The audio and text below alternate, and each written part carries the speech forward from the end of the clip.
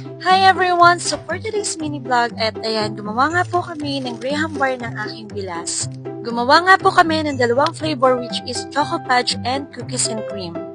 Finally, dumating na po yung aming mixer and Tupperware para makapag-start na po kami ng aming business.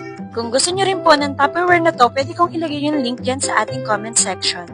At ayan na nga si Buntis, mag-start na kaming ilabas yung mga ingredients. Sisiguraduhin nga po namin na masarap at malinis yung aming gawa. And I'll make sure na unang kagat, cookies agad. At ayan, nahati-hatiin nga lang po namin itong brownies para meron kaming feeling. At pagkatapos nga po namin mag-slice ng brownies, nagbukas na rin ako ng ating creme densada. Naisip ko na mag-partnership kami sa paggawa ng graham bar dahil mas mapapabilis at mas mapapaayos yung aming idea sa paggawa ng graham bar. At ayan, magmimix na nga po tayo ng ating creme densada. So, imimix lang natin to hanggang sa maging maayos yung volume ng ating creme densada. At nung okay na po yung volume ng ating creme densada, maglalagay na po tayo ng flavor which is lalagyan natin siya ng Milo, chocolate jersey plus brownies. Kaya tinawag po namin to na Choco Fudge. Then, imimix na po natin siya ulit hanggang sa lumasa yung ating flavor.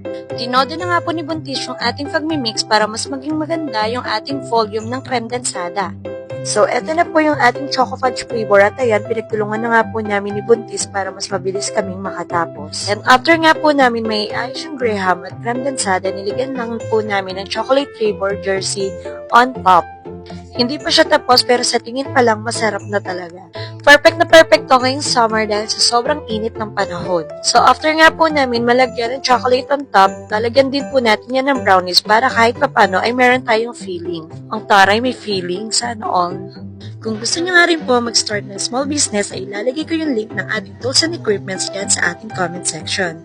Napakadali nga lang po niya gawin. Siguro kahit kayong mag-isa ay kayang-kaya nyong gawin to. So, dalawang flavor nga po yung gagawin namin which is yung ating Choco Fudge and Cookies and Cream.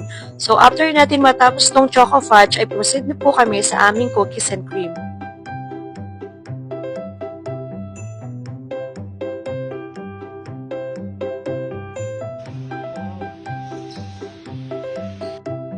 After nga po namin sa Choco Fudge at ito ay proceed naman po kami sa Cookies and Cream. Sobrang dali nga lang po niyang gawin pero mas mapapabilis at mapapaayos kung talagang may katandem ka dito. Medyo challenging din nga po siya gawin kasi nung nirefact na po namin siya nilagay sa plastic ay medyo may pagka-hassle dahil mabilis malusaw. Kaya kailangan talaga ay matigas na matigas yung ating graham bar. So eto na yung ating final look. O diba, tingin pa lang masarap na. Sa negosyo, hindi mo talaga malalaman kung hindi mo susubukan. Matalo o manalo, at least sumubok ka. So, yun lang. That's all for today's video. Thank you for watching. Bye!